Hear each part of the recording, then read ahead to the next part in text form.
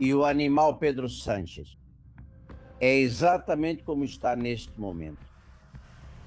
Furioso, indignado, encurralado, cercado pela justiça, sabe-se que ele será investigado, só se pergunta quando. E sabe que com os supostos crimes cometidos pode acabar na prisão. Ao Alberto, se isso é feito com um rapaz, com um jovem de 25 anos, com todo o respeito e carinho que só faz ter um microfone e tentam intimidar e amedrontar seu advogado por defendê-lo em um processo de calúnia. Até onde podem chegar, ou seja, quais são os limites, quero dizer, quem fez isso são profissionais.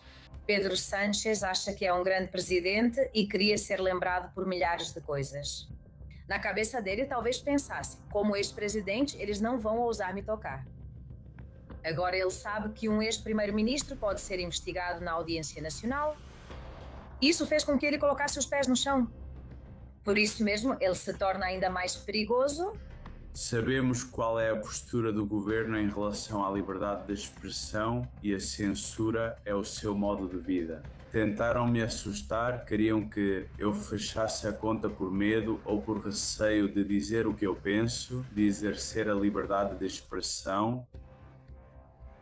Como é que esse Pablo Escobar era muito amigo de quem? De alguém que era considerado laranja, administrador, tesoureiro do PSOE, e de Felipe González, que era Henrique Sarasola Lerchundi? E como houve polêmicas em relação a alguma praia que esse personagem da República Dominicana teria comprado para o presidente, segundo declarações feitas de madrugada em meio à euforia etílica, científica? Nossa casta política precisa de cidadãos pobres. Precisa de cidadãos pouco livres. Por isso conseguem fazer carreira. Por quê? Porque precisam de uma sociedade civil pobre. Caso contrário, não. Seria impensável isso da casta política.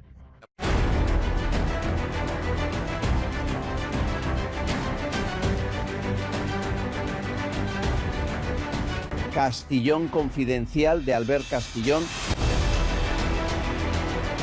Meus seguros patrocinam o editorial do Castillón Confidencial. Bem-vindos, confidenciais. Obrigado por estarem aí, por defenderem a liberdade de imprensa, a liberdade individual e por amarem este país que é a Espanha, acima de ditadores que estão destruindo ela. Obrigado por serem fortes, por se manterem firmes até nos momentos difíceis, e estamos vivendo um desses momentos. Contamos a vocês que o animal, quando está ferido e sabe que está encurralado, é quando se torna mais perigoso. E o animal Pedro Sánchez está exatamente assim neste momento. Furioso, indignado, encurralado, cercado pela justiça, sabe-se que ele vai ser investigado, só se pergunta quando. E sabe que com os supostos crimes cometidos pode acabar na prisão. Até agora era uma organização criminosa, mafiosa e também perigosa. Agora começa a ser uma situação de alerta máximo para a Espanha. Víctor de Aldama nos alertou há anos sobre o quão perigoso era Sánchez e sua máfia. Acho que qualquer coisa que me acontecesse agora apontaria para quem fosse responsável. Mas enfim, eu sei que preciso me cuidar. Eles podem inventar qualquer barbaridade, pois são capazes disso. Eu os vejo capazes disso. Então, bom, claro que eu tenho medo. Pois que tenho medo. O filho do Ábalos também nos avisou disso mais de uma vez. Não recebo ameaças de morte. Recebo ameaças para que eu fique calado, para que eu não fale do Zapatero, para que eu não fale do Pedro Sánchez, para que eu não fale da polícia, nem da Guarda Civil, e para que eu não fale de ninguém. Isso sim, direta e indiretamente. Por algum motivo deve ser. E o melhor amigo de Coldo, nosso colega da rádio Leopoldo Bernabel, o primeiro é lealdade. O segundo é um medo atroz. Albert tem um medo terrível do que possa acontecer com sua filha pequena. Medo do quê? Medo do que possa acontecer com sua filha pequena, caso ele acabe revelando tudo o que sabe. Porque esse Coldo realmente sabe. No celular, ele não tinha Pedro Sánchez como Pedro Sánchez, mas como o número 1. Ele entende bem o poder do número 1. Eles nos disseram de todas as formas possíveis, mas a gente não queria acreditar nele. Os tiros na janela do carro de Aldama, as ameaças, a extorsão a juízes, a promotores, a chantagem, o suborno, o esgoto. Senhores, tudo isso deu lugar a mais um capítulo, que é a invasão de um escritório de advocacia para roubar processos. E não será o último. Preparem-se, porque nos próximos dias podemos viver situações extremamente perigosas para muitos, para todos nós que estamos aqui. Na frente dele, na frente de Pedro Sanches, apontando-o como um corrupto e o líder de uma organização criminosa. Na sexta-feira, comentamos que havia uma ordem de busca e captura contra Vito Quiles por um caso de calúnia. Isso foi resolvido. No sábado, a juíza suspendeu a ordem e Vito Quiles e seu advogado se colocaram à disposição da juíza. Mas no sábado à noite aconteceu algo. Entraram no escritório de advocacia de Ospina, de Juan Ospina, advogado de Vito Quiles, e levaram apenas um processo, o de Vito. Temos informações do meio policial que nos garantiu. Afirmam que por trás desse ataque ao escritório de Ospina estaria um veículo com placa do leste europeu. Concretamente, nos falam de um BMW Série 7.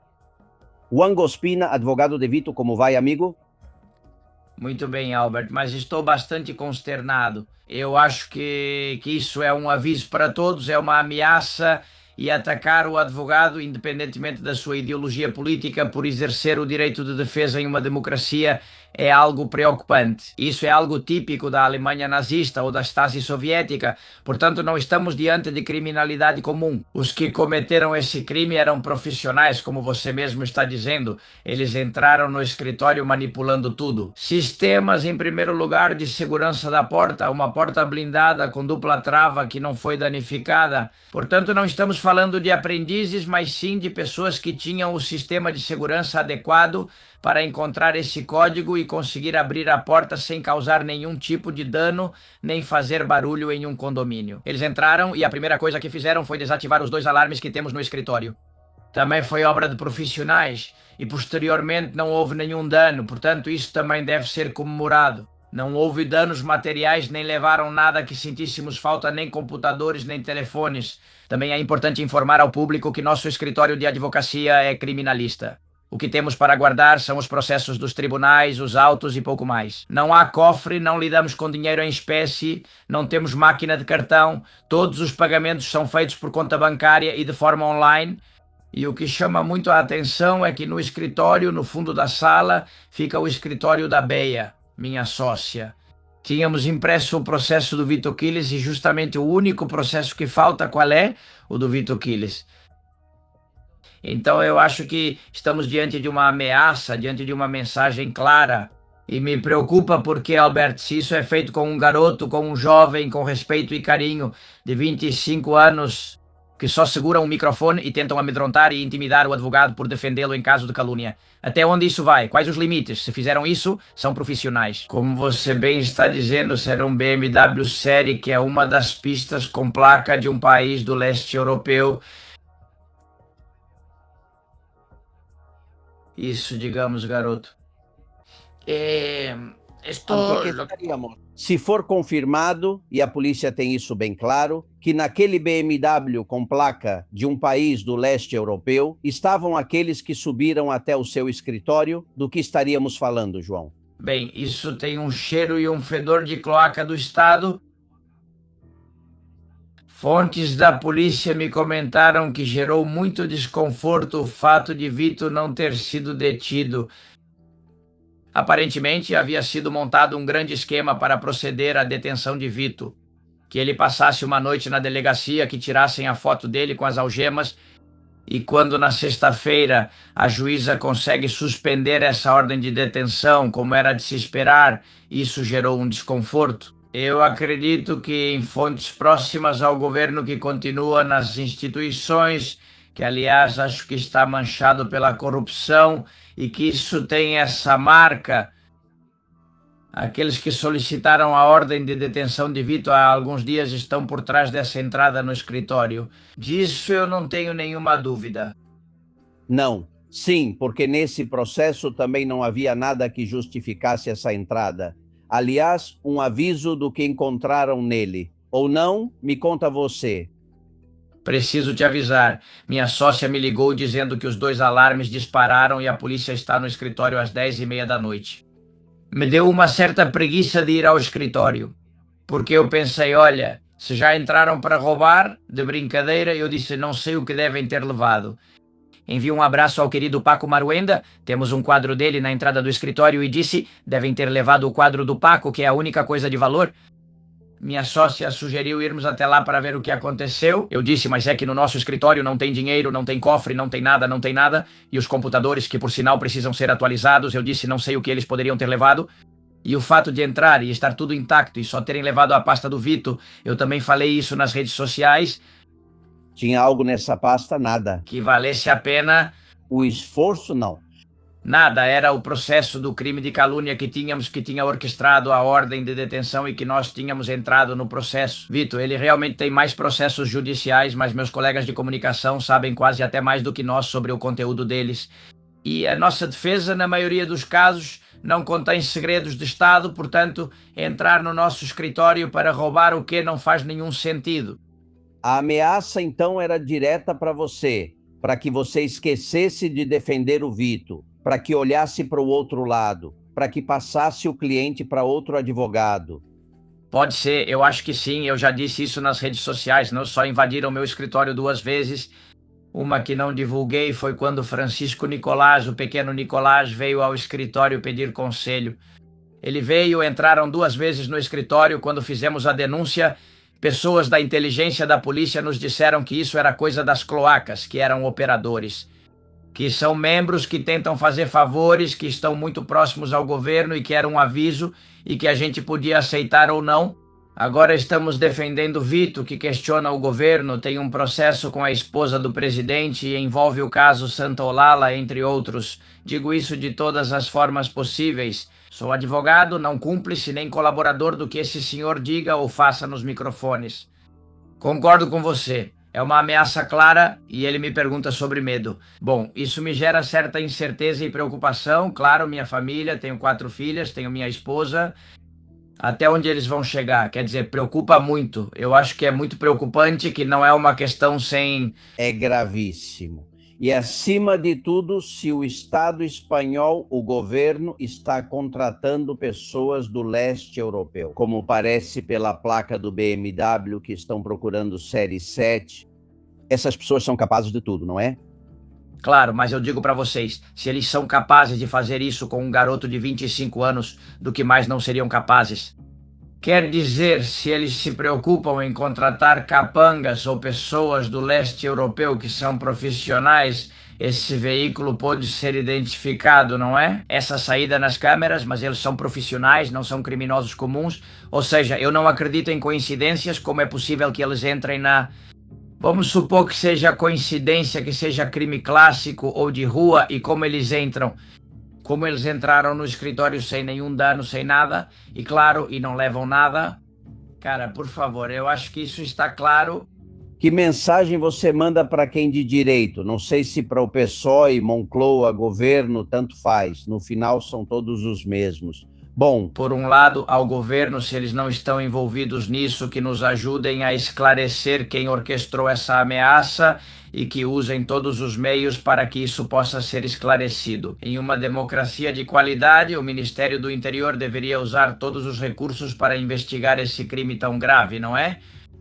Quero também agradecer à Unidade de Informação e à Brigada de Informação em Madrid, de onde acabo de vir após estar com eles, e que tiveram um tratamento muito diligente comigo na hora de buscar as câmeras, as placas, as testemunhas, de tentar reconstruir quem poderia estar por trás. Digo alto e claro, existirem porões não quer dizer que nossa polícia esteja contaminada. Temos um corpo policial. Ontem, um agente de uns 25 ou 30 anos correu para cima e para baixo procurando por todas as portas e escadas do prédio para ver se encontrava os autores materiais. isso é algo a se agradecer. E eu aplaudo isso. A perícia veio, eu aplaudo e agradeço. A Espanha tem instituições sólidas e, acima de tudo, temos profissionais com uma formação sólida que impede que essa corrupção se espalhe além das altas esferas de quem nos governa. E, por último, isso é um atentado ao direito de defesa, um atentado à democracia e aos nossos direitos e liberdades. Portanto, essa mensagem de medo, bem, medo mesmo não. Não estou assustado, acredito que a verdade sempre prevalece e isso é um absurdo. E estou convencido, Albert, e assim vamos saber amanhã que vamos descobrir o que houve por trás disso tudo. Ou seja, nos crimes, todos nós sabemos, eu também trabalho com direito penal, ficam muitos rastros, muitas marcas, muitas conversas e aqui há muita informação de uns, de outros, dos bons, dos maus e vai acabar havendo algum vazamento e vai se descobrir quem orquestrou esse fato que para mim, não pela forma, mas pelo conteúdo me preocupa muito. Juan, com todo o nosso apoio, transmita isso ao Vito e, acima de tudo, eles não vão conseguir nos derrubar. Acho que falo em seu nome e em nome de todos que defendem essa Espanha livre que queremos e que agora não existe. Um forte abraço daqui. Um abraço, amigo. Tchau, tchau. Senhores, esta é a informação. A polícia tem a placa desse veículo do leste europeu, pelo menos a placa é do leste europeu, um BMW Série 7. Esperamos que identifiquem logo os autores. Sejam bem-vindos, estamos investigando. O aplicativo MIS Seguros patrocinou o editorial do Castilhão Confidencial. Baixe MIS Seguros, a forma mais fácil e rápida de controlar todos os seus seguros em um só lugar. Em momentos difíceis, a verdadeira força está em darmos as mãos. Vamos ajudar também o nosso povo venezuelano que esteve junto conosco durante a Dana aqui em Valência e vamos dar uma força para eles. Principalmente caixas, precisamos de fita adesiva, precisamos de álcool, antibiótico, leite em pó, alimentos enlatados, não tragam água, leite em pó, fraldas para as crianças. Nada em vidro porque vai ser enviado, e gases, álcool, iodo, exceto algodão, principalmente gases. Vamos deixar um formulário onde vocês podem ver os 3 pontos que existem em Valência para a entrega desta ajuda humanitária e também vamos deixar um número de telefone e o contato. Qualquer informação, vocês podem entrar em contato pelo WhatsApp e vamos passar todas as informações.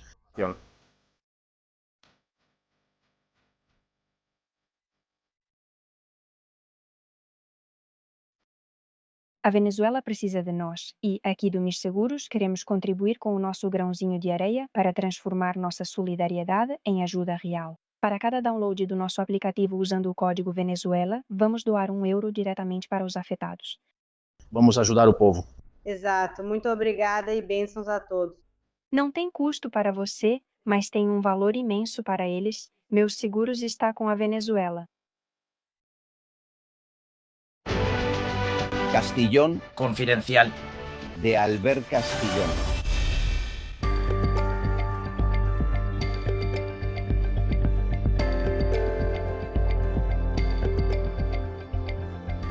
Amigos, os dados falam por si mesmos. 320 investigados ligados ao PSOE e à sua direção ou diretamente ligados a Pedro Sánchez. 75 processos judiciais abertos, muitos já com sentença. Nunca antes na democracia tivemos um governo tão corrupto, mas além disso, tão mafioso. Estamos desesperados, descobrindo seus métodos que têm muito a ver com chantagem, ameaça, extorsão e quem sabe se algo mais. Quais são os limites? A pergunta que todos nós fazemos vou repassar para uma advogada que está na acusação popular de todos esses casos de corrupção e muitos outros. E o Sánchez quando? Quando chega a vez do número 1, daquele que ordenou tudo o que os outros estão fazendo? Ou será que achamos que eles agem por vontade própria? Nuna Lozano, advogada da Actioir, como você está? Tudo bem? Estou muito bem aqui lutando, muita luta. É a pergunta que me fazem na rua e tenho certeza que fazem para você também. Quando chega a vez do número 1? Quando? Pois justamente outro dia perguntaram isso para Actioir na conferência que fizemos em defesa da acusação popular, tanto por Pedro Sánchez quanto pelo Partido Socialista. E a resposta que vi vou compartilhar agora. Tudo no seu devido tempo. É compreensível. As pessoas veem que há indícios maiores ou menores. Mas processualmente devemos agir com máxima cautela. Porque um passo em falso e ir rápido demais pode acabar beneficiando eles. A acusação, se acontecer, deve ser feita com indícios suficientes para que não possa ser derrubada. Além disso, no caso do pedido de autorização para processar Pedro Sánchez, é uma arma de 2 gumes. Poderia ser solicitada a acusação e o Congresso poderia dizer que não, e ficaria arquivado. É impressionante. Para uma advogada, para um cidadão, isso é escandaloso. Para você, ainda mais, não é? Como fizeram uma lei tão ruim que permite aos políticos se livrarem de condenações judiciais entre eles, não é? Concordo, e acho que esse é um dos debates que nós espanhóis queremos para o futuro. Agora, porém, não é o momento de discutir isso. Primeiro é preciso conduzir bem os casos, que o Congresso chegue às eleições e com um novo governo, novas maiorias, comece a reformular tudo o que tem a ver com esses benefícios por ser deputado ou senador. No final, o que eu acho que o legislador não imaginava era ter que lidar com um grande golpe, porque temos o inimigo dentro do Estado. Contra, não só o Estado, porque está usando o Estado a seu favor, contra a nação, contra a pátria, contra as nossas liberdades. Não é um inimigo que vem de fora. Está dentro e vai contra nós, e eu acho que o legislador não previa isso, mas é o que está acontecendo. Bem, está dentro e tem sob seu poder as Forças Armadas, as Forças de Segurança do Estado, a Advocacia do Estado, o Ministério Público em geral, exceto o de combate à corrupção. Ou seja, ele tem um poder imenso. Entendo que é por isso que ele permanece no cargo, né? Porque lá fora faz muito frio. Bem, é que o mais perigoso que o Partido Socialista tem agora, além das supostas cloacas, são o Diário Oficial. O Diário Oficial. Eles têm ali uma arma porque podem formular as medidas que considerarem. Agora mesmo já vimos as medidas que foram tomadas num primeiro momento contra a acusação popular, que já Bolanhos deixou claro para a STUIL e para a Justiça e a Europa, que quer até nos eliminar, ou melhor, quer reduzir ainda mais a nossa capacidade de ação. Acredito que ele cogita nos eliminar. Como acusação popular, prefeririam que não participássemos. Também notamos, Albert, essa restrição à liberdade de imprensa. Como nas redes sociais, de novo, ontem mesmo vimos o presidente usando como desculpa medidas a favor da infância, que para ele a infância não importa, só para conseguir nos controlar nas redes. Ou seja, o BOE é esse perigo, porque eles, através dessas normas, estão articulando um sistema de autoproteção para dar o golpe. Então, é muito perigoso. É um cenário terrível. Claro, Nuna, é um golpe de Estado silencioso, em câmera lenta, mas ainda assim um golpe de Estado que nós já vínhamos alertando há muitos anos. Eu, desde que ele chegou ao poder, e cada vez nos chamavam de tudo. Você vai se lembrar, loucos, fascistas, mentirosos, e no final, hoje, há mais investigados do que deputados, e se não estão mais nas prisões, é porque vocês ainda não colocaram a primeira, né, por questões pragmáticas. Eu acho difícil entender que ainda existam promotores, advogados do Estado e algum juiz que os proteja, que lhes dê abrigo, quando deveriam estar servindo ao país, não a um partido. Você entende isso? Isso também está acontecendo agora com a lei dos netos, que quando dizemos, olha, isso é um golpe de Estado, olha, isso é uma fraude eleitoral, encontramos vozes que nos dizem que estamos usando um vocabulário exagerado. No final, eu acho que o tempo acaba nos dando razão. E outro dia eu argumentava de uma forma muito simples. Pedro Sánchez foi, como eu disse antes, contra o poder judiciário, contra a liberdade de imprensa, contra as redes sociais, sociedade civil, tudo. O que resta para ele? As urnas. Certo, então daqui a um ano, Albert, aqueles que hoje estão dizendo, ai meu Deus, eles são uns exagerados, vão dizer, está acontecendo alguma coisa? Não todos, mas a maioria. Eu acho que não precisamos nos preocupar com o que dizer por causa do que vão falar, porque de nós, dos que falam as coisas com clareza, como você, como Rasteuir, que sentimos as coisas como elas são, sempre vão dizer que falamos algo ruim. Sempre. Não importa o que a gente diga. Por isso, é melhor ser direta e falar as coisas com toda a clareza. É um golpe de Estado, ele foi contra todas as instituições que pôde, digamos, aquelas que são independentes do governo, as que têm capacidade de controle, do Tribunal Constitucional e da Advocacia do Estado, já sabemos o ocorrido na Procuradoria-Geral do Estado. Ele tenta dominar e depois, claro, os cidadãos, a sociedade civil, maneiras de nos silenciar, como nas redes sociais. Agora ele quer criar urnas, ele vai criar urnas. Bom, ele vai criar urnas, vai fechar, se puder, a acusação popular para vocês e para mim, o canal, ele vai tentar de tudo. É isso, é isso. Me dizem que agora é quando é mais perigoso. Você que conhece o personagem e o entorno dele, que já esteve cara a cara com muitos deles, com Begônia Gomes, com Ábalos, com Coldo, você acha que realmente agora é o pior momento, é o mais perigoso? Principalmente desde que marcaram uma data e retiraram o passaporte de Begônia Gomes, me dizem que isso foi um ponto de inflexão para Sánchez. Acho que esse é o primeiro ponto de inflexão e também a acusação contra o ex-presidente do governo Zapatero, porque precisamos pensar agora, esquecendo como eu e você pensamos, vamos pensar como Pedro Sánchez. Pedro Sánchez se acha um grande presidente que queria ser lembrado por milhares de coisas, e na cabeça dele talvez ficasse assim: serei ex-presidente do governo, não vão ser capazes de me atingir. Agora ele sabe que um ex-primeiro-ministro pode ser investigado na Audiência Nacional. E isso fez ele colocar os pés no chão? O que acontece é que justamente por isso ele é mais perigoso. É um animal ferido, é um animal que está absolutamente encurralado, ferido, que não sabe para onde ir e então sim é perigoso. Mas ao mesmo tempo isso não deve nos fazer agir ou escolher o que fazemos ou deixamos de fazer.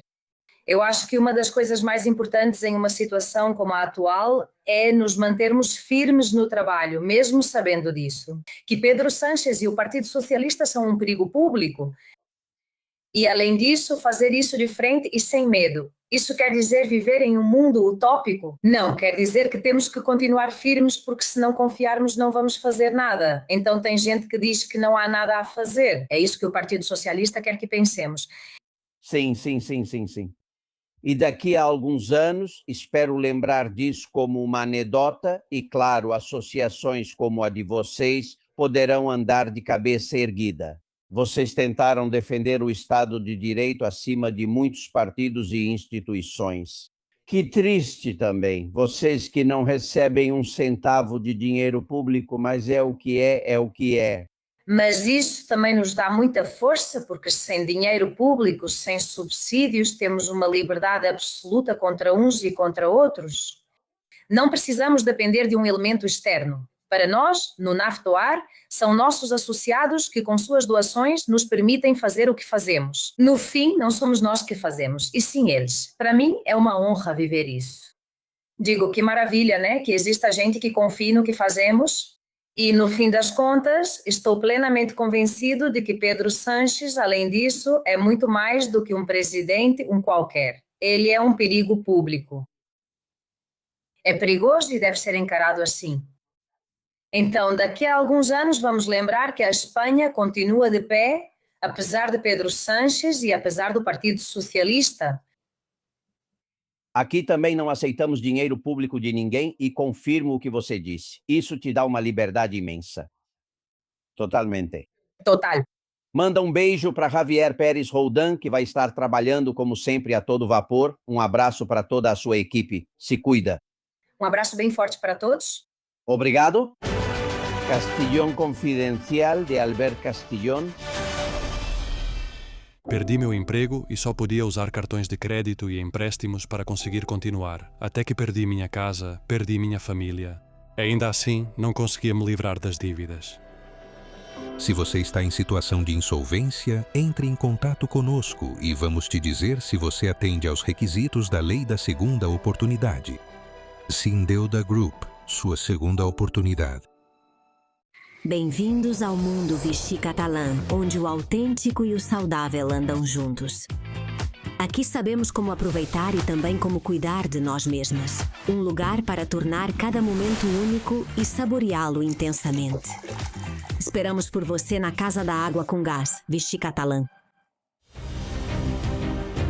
Amigos, como dizia Nuna Luzano, é como um animal ferido.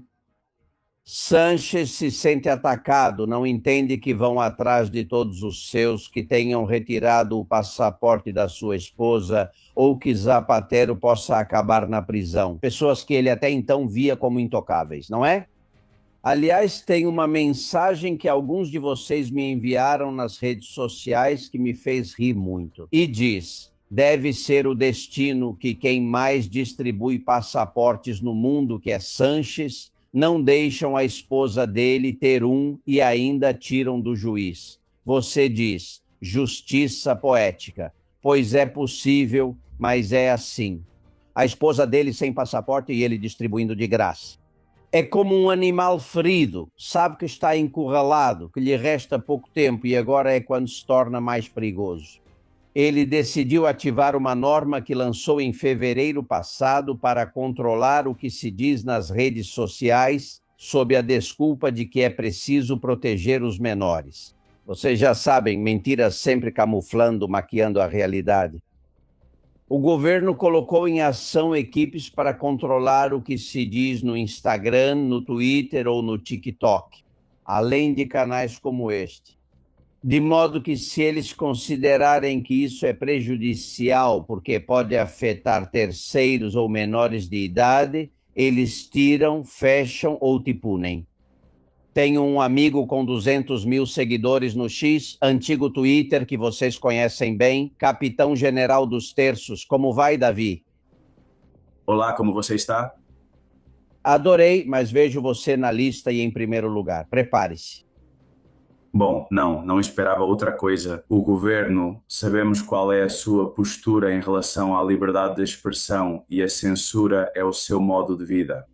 É curioso, você é um administrativo que começou a postar mensagens com sua opinião política e isso fez de você um alvo do governo. O que fizeram com você? Bem, tentaram me assustar para que eu fechasse a conta por medo ou por vergonha de dizer o que eu penso.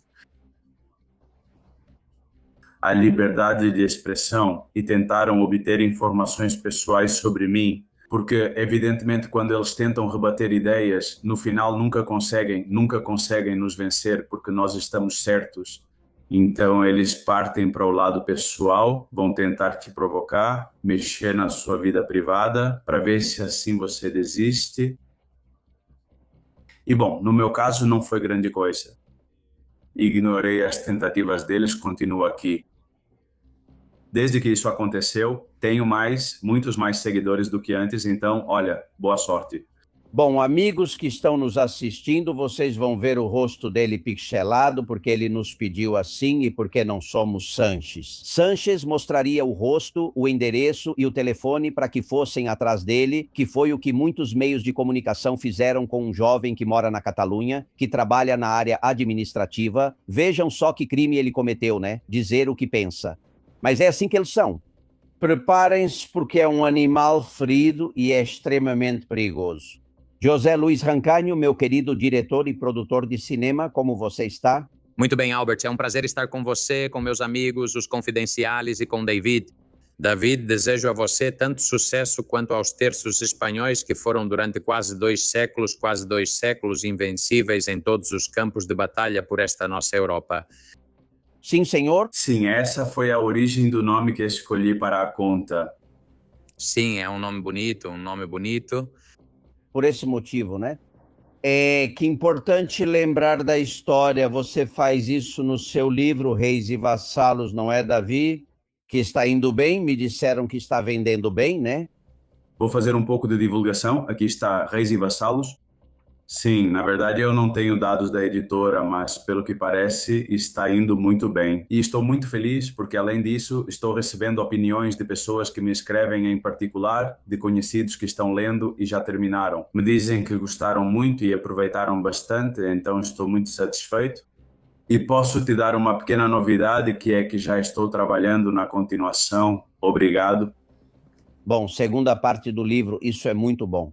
Olha, você está na Catalunha, na Comunidade Valenciana, está Rancanho e temos muitos amigos que nos assistem na Andaluzia. E lá foi feito um acordo, como vocês sabem, na quinta-feira passada à tarde, um acordo entre PP e Vox, assim como em muitas outras comunidades. Vou ler para vocês os pontos principais desse acordo e me digam o que acham. Prioridade nacional número 1, rejeição ao Mercosul para a agricultura número 2. Freio à Agenda 2030 número 3. Proibido o burca e o niqab em prédios públicos número 4. Redução de impostos, incluindo o IRPF número 5. E o sexto, eliminar o programa de língua árabe e cultura marroquina nas escolas públicas. Rancanho, ok. Bom, como primeiro passo não está mal, como primeiro passo. E levando em conta qual é o passado do senhor Bonilla, ele deve ter engasgado, né, ao assinar o acordo, porque nos últimos anos, na comunidade da Andaluzia, praticamente se fez o contrário do que ele está assinando agora com o Vox.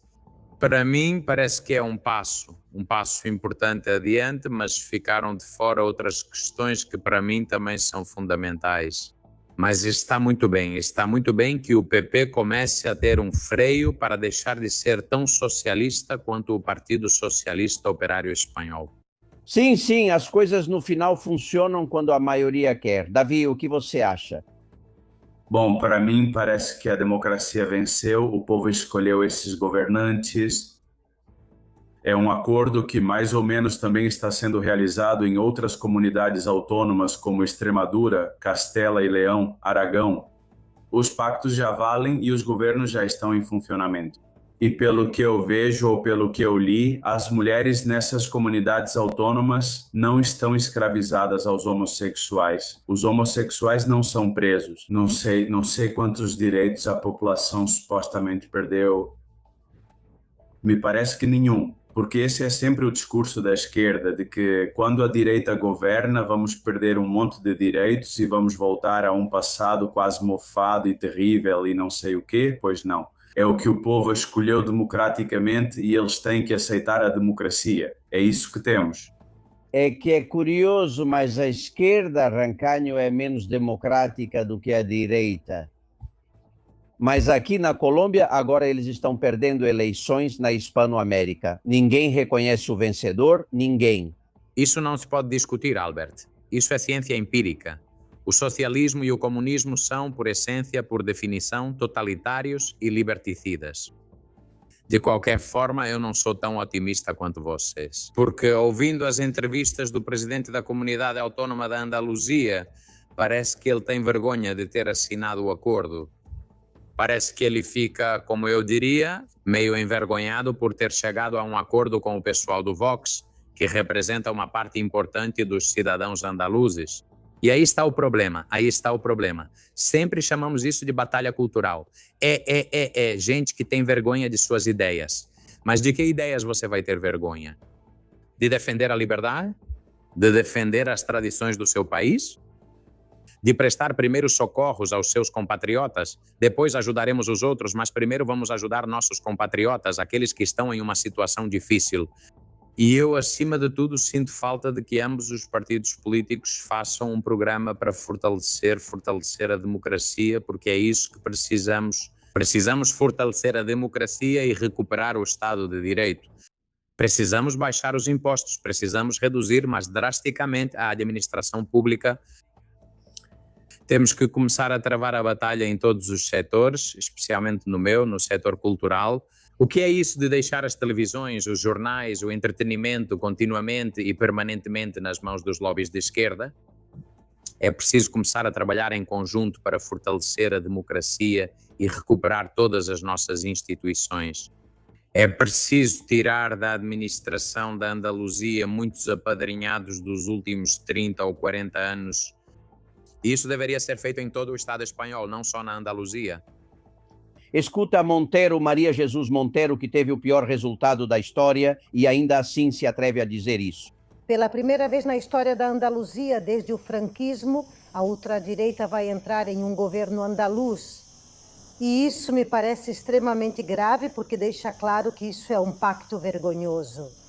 Um pacto no qual, de fato, não se quer contar em que consistem essas políticas que o Vox quis impor ao Partido Popular e quais são, como ficaria a divisão de competências dentro do governo que eles também propuseram. E duplamente vergonhoso por esse obscurantismo, sem dúvida. Um pacto vergonhoso. Bom, deixo por aqui, né? Nem vale a pena ouvir mais. Aliás, você falava do movimento LGTBI, David. No fim de semana teve a Festa do Orgulho. Guilhermo mandou para a gente uma imagem que eu achei... Bom, comentem vocês. Vocês sabem que quando termina a Castelana, Recoletos, toda aquela região de Madrid, fica o Monumento aos Caídos, que é uma chama constantemente acesa. Eu já prestei homenagens ali alguma vez junto com a polícia. Bem, esta é a foto. Bem ali, no Monumento aos Caídos, colocaram toda uma fileira com 20 ou 30 mictórios. Não havia outro lugar em todo o percurso da Marcha do Orgulho para colocar os mictórios. Quem decide essas coisas? Não sei, David. Sei que talvez nem tenham percebido, né? Talvez nem soubessem o que era, né? Bom, é uma falta de respeito com todos os símbolos que representam nossos antepassados, nossa história, toda a seriedade que se supõe que têm as instituições do Estado e deste país. E, como sempre, eles têm que implicar com aqueles que sabem que não vão responder porque são pessoas muito mais educadas do que eles e se aproveitam disso. Mas com outros tipos de movimentos ou religiões, que não vou dizer o nome, com esses eles nunca têm coragem de dizer nada, porque eles são muito valentes contra quem não responde nada, mas são muito covardes contra aqueles que sabem que, se disserem qualquer coisa contra a forma de pensar deles, não se pode dizer nada a eles. Não, veja, eu sei quem é o responsável. O responsável é a Prefeitura de Madrid. E é preciso dizer claramente, o responsável é a Prefeitura de Madrid. O evento acontece na cidade de Madrid. E o prefeito, né, o que ele merece é que os mictórios tivessem sido colocados na frente da casa particular dele ou na porta por onde ele entra todos os dias na prefeitura. Você imagina, Davi, alguns dos nossos terços espanhóis de alguns séculos atrás? Você imagina qualquer oficial? Você imagina os terços espanhóis desrespeitando os símbolos e tradições da sua nação? Não seria algo incontrolável? Com certeza eles superariam isso. Eles a destruiriam, fariam pedaços, exatamente. Eles a destruiriam de uma forma inimaginável. Por quê? Porque para esses caras a tradição não importa, os símbolos não importam. Eles acham que são como enfeites, coisas que colocam na rua, que você não sabe o que são os símbolos e tradições. Elas definem quem você é. Ou seja, nós somos o que somos em função das tradições que recebemos, do conhecimento que recebemos, do que nossos antepassados fizeram pelo mundo. Esses caras não têm respeito, mas a responsável é a Prefeitura de Madrid, que supervisiona o evento e repassa para a comunidade de Madrid. Veja quantos lugares existem, veja quantas esquinas, quantos lugares com árvores e monumentos. Nenhum, mas não, foi justamente ali. Bom, que sirva, e obrigado ao Guilhermo por me enviar, que sirva como protesto. E continua o burburinho sobre a lei dos netos e estão tentando baixar a empolgação. Aqui, como já faz 4 anos que denunciamos o assédio, a fraude eleitoral, o censo eleitoral, não nos surpreende, mas vindo do PP, sim, continuam denunciando, mas de forma tímida, e se esforçam para dizer que não é fraude, que não é manipulação, que é engenharia, né, eleitoral. Eles baixaram um pouco a guarda. Fran, Pilar, Fabián, Bernabé e Isaac, alguns deles são estrangeiros que estão há 30 anos na Espanha e não receberam passaporte. Perguntem ao Wellington, um que foi zagueiro do Málaga não faz muitos anos, quantos anos ele ficou esperando pelo passaporte espanhol. Com 2 filhas nascidas aqui, eles já estavam, não sei se eram 11 anos na Espanha, e mesmo assim não conseguiam a nacionalidade, não davam para eles. Aviso que quando os 700 mil argentinos, 300 mil cubanos e 400 mil nicaragüenses, ou quantos fossem, quando eles souberem que na Espanha você tem tratamentos caríssimos de todo tipo, o sistema de saúde espanhol vai colapsar completamente. Eu estava ouvindo o Confidencial que dizia que estava aqui há 35 anos e não podia votar. Pois bem-vindo ao clube, porque eu estou aqui há 30 anos, já tenho residência permanente e para conseguir a nacionalidade está muito difícil para mim. Seria tão bonito se regularizassem netos, bisnetos, tataranetos, trinetos, pentanetos, hexanetos, heptanetos, octanetos, de todos os espanhóis que foram para a Hispanoamérica e que assim toda a Hispanoamérica acabasse sendo espanhola. A todas as pessoas afetadas pela lei dos netos, né, seja na Argentina, no Chile, etc. Existe alguma possibilidade de que os presidentes desses países, por exemplo, Javier Milei, possam dizer: vocês não vão votar nos dois países, só poderão votar em um? Não, Sofia me mandou esta mensagem que é um meme. Diz: quero votar em todos os países da América porque era Espanha e meus antepassados espanhóis imigraram para a América. Portanto, nós três que estamos aqui poderíamos votar nos Estados Unidos, já que fundamos Los Angeles na Nicarágua, no Paraguai, na Argentina, no Brasil, na Colômbia. Vamos lá? Vou acabar ficando sozinho. Vamos ver, Rancanho, isso é um plano que todos sabemos o que é e eu ainda tenho que ouvir, até em canais do PP como a Telemadrid, ainda tenho que ouvir que não foi feito para que o PSOE ganhe votos, que também não ganharia tantos, que Michavila disse que isso quase não muda o resultado. Vamos, que estamos exagerando. O que eu digo a eles? Sim, claro, mas sabe por que dizem isso? Porque, no fundo, eles têm a tentação de querer usar a lei como o Partido Socialista Operário Espanhol usa. Esta é uma lei que, como você sabe, todos os espanhóis com um pouco de entendimento sabem que isso é uma manobra para ganhar votos para a esquerda. Mas eu quero focar em coisas importantes. Primeiro, o que venho denunciando há muito tempo sobre essa lei. Essa lei desvaloriza a nossa condição como espanhóis. Nos desvaloriza e a nacionalidade espanhola. Outro dia eu vi Bronchal com você assistindo e concordo totalmente com o que Bronchal dizia. É uma espécie de alta traição, uma forma de corromper a própria nacionalidade espanhola. Eu digo que desvaloriza porque estou aqui há não sei quantos anos trabalhando, pagando impostos, me esforçando, criando comunidade com meus compatriotas, com meus vizinhos. Sempre se baseia nas falsidades da esquerda, como a lei dos netos de quem foi embora. E por que não, como dizia o Confidencial, por que não voltamos ao ano de 1492 e que todos os descendentes de espanhóis no continente americano votem? E além disso, é claramente fraudulenta. Todos os funcionários públicos estão cometendo prevaricação.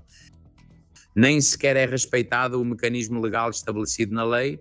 Estou com você. Tenho certeza, Albert David, que se cada um dos nacionalizados pela chamada Lei dos Netos fosse submetido a uma auditoria, mais de 75% perderia imediatamente. Essa condição, porque é falsa, mas é preciso ficar atento quando as leis são promulgadas. Os partidos políticos devem fazer seu trabalho. Os do PP, os do Vox. E quando essa lei foi promulgada recentemente, eles tinham que ter ficado atentos. O que você diz sobre esse tipo de questão? Que para isso nós pagamos eles, Norma. Bom, o PP votou a favor porque eles são a favor de que sejam regularizados os netos daqueles que fugiram para lá durante a Guerra Civil. E depois a irmã de Oscar Puente acrescentou, claro, qualquer um pode se regularizar. E aí eles não ficaram atentos. Você me permite um comentário? E por que não permitem que os 250 mil bascos que tiveram que abandonar o País Basco porque estavam submetidos à chantagem, ao assassinato e à tortura da quadrilha criminosa e terrorista ETA se regularizem? Por que não permitem que eles e todos os seus descendentes votem nas eleições do País Basco? Está muito mais perto de nós. Sim, muito mais perto, não é? Isso não é uma guerra de 36. Isso é de alguns anos atrás. Por que não permitem? Lutou-se por isso. Foi promovida a ideia de que fizessem isso. E disseram que não porque não moravam lá. O mesmo argumento poderíamos usar agora, não é? David, é tão brutal que alguém que não mora aqui nunca vai estar, não paga impostos e não nos conhece, decida o futuro do nosso país. É tão selvagem. Nunca pensei que uma armadilha assim pudesse passar como estão fazendo, não é? Obrigado. Bom, eu sempre opino com base no bom senso e simplesmente você só faz a pergunta lógica. Isso é normal? É normal que uma pessoa que vive em um país que nunca pisou no nosso, que nunca contribuiu aqui, que não sabe qual é a idiosincrasia deste país, possa votar e decidir sobre qual governo e que tipo de políticas serão adotadas em um país no qual ela não está. É como se eu tivesse que decidir qual vai ser a política que será adotada no Brasil ou na Nicarágua ou em algum desses lugares onde eu nunca estive. É totalmente absurdo.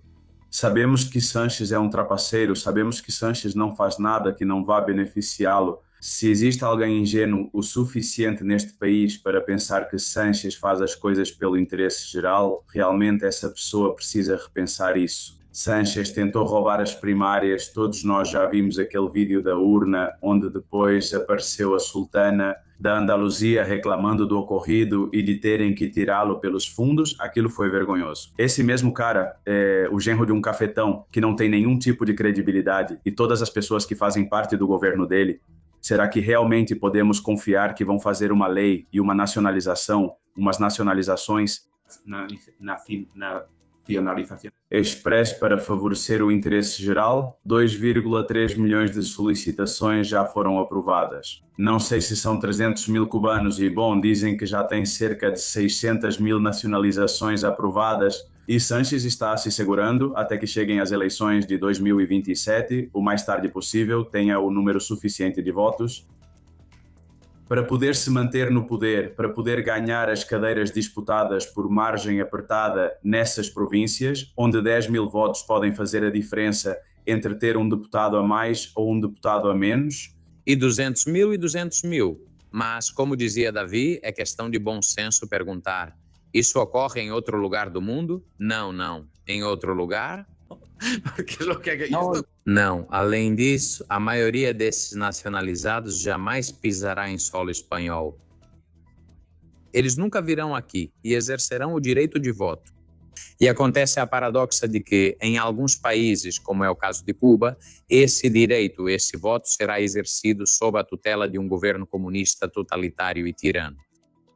É uma completa loucura. Me surpreende que ainda o establishment jornalístico e uma parte importante do establishment jornalístico, digamos, do establishment que poderíamos situar no centro-direita, continue defendendo essa maldita lei, que é, por definição e por essência, uma lei corrupta. Desvaloriza a nossa nacionalidade. E se quiserem jogar esse jogo, que sejam corajosos, que votem todos os descendentes de espanhóis desde 1492. Eu estou me lembrando dos descendentes extremenhos da família da minha esposa, que emigraram da Extremadura há muitos séculos para a América. Que todos os descendentes deles votem também. É uma fraude, Albert, é uma fraude enorme. O que acontece é que o Partido Popular tem a tendência de querer usar isso no futuro. Bom, eu acho que eles já usaram isso. Ou seja, a maneira tão grosseira como os votos são contados, como a junta eleitoral não abre os envelopes, tudo isso beneficiou durante anos o PP e o PSOE. E bom, agora com a lei dos netos eles passaram dos limites, mas nenhum dos dois está se saindo mal com isso. Recebi uma foto de uma faixa pendurada em uma grade de metal vinda da Venezuela. E vejam, serve para a Venezuela e serve para a Espanha. Diz o seguinte: o que acontece com o país é que a solução está nas mãos do problema. Parece que isso já explica tudo. Vamos para a Venezuela, tem um monte de mensagens. Por exemplo, Simón Bolívar Obregón é membro da equipe de Maria Corina Machado e está lá. Saudações, bom dia, senhor Albert. Aqui quem fala é Simón Bolívar Obregón. Sou membro da equipe de Maria Corina Machado, também membro da equipe de resgate e ajuda humanitária. A alarmante e desmedida presença do Corpo de Segurança do Estado em todo o território de Vargas, onde, sem exagero e sem medo de errar, a cada 10 ou 5 metros há pelo menos um agente fortemente armado, limitando o acesso das ajudas humanitárias, sejam civis ou organizações não governamentais, aos diferentes pontos ou centros de recepção das famílias desabrigadas em Vargas. E por quê? Por que estão dificultando tanto as coisas para eles? Olhem, agora estão recolhendo mais cadáveres do que seres vivos, embora ainda aconteçam milagres com animais ou com pessoas.